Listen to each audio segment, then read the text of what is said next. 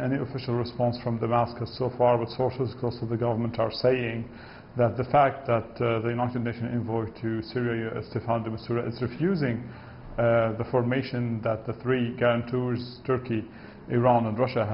have came up with, is an indication that actually the United Nations envoy is giving himself more role that the United Nations Security Council Resolution 2254, which is considered the roadmap to peace in Syria, has entitled him. And it seems the situation has not changed so far in terms of no breakthroughs will be achieved until de Mistura leaves and his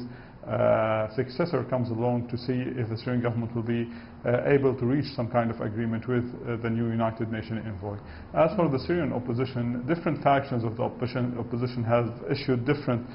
statements, but there hasn't been any substantial, actually unified stand towards the recent developments. Now, these talks are a final push from UN Syria peace envoy Staffan de Mistura before he steps down on December 31st after 4 years of work. How do the Syrian people view his work? Well, actually, one of the few things that the Syrians can agree on, that little has been achieved during the mandate of Mr. de Mistura as United Nations envoy to Syria. And this is, of course, because of a variety of reasons, not just by his own personal capacities, but at several points we saw that there's a lack of harmony or chemistry between him and Damascus, and as a result many solutions were hindered. For long months Damascus has refused to receive de Mistura, and his deputy would come to Damascus, though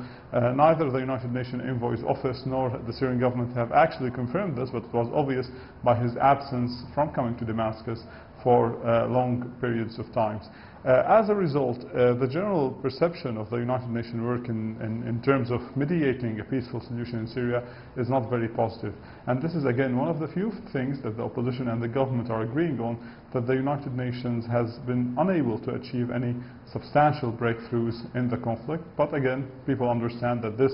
is not just the result of the work of the person of the United Nations envoy or the United Nations itself, but a combination of many reasons, including regional and international tensions and the ever-changing situation on the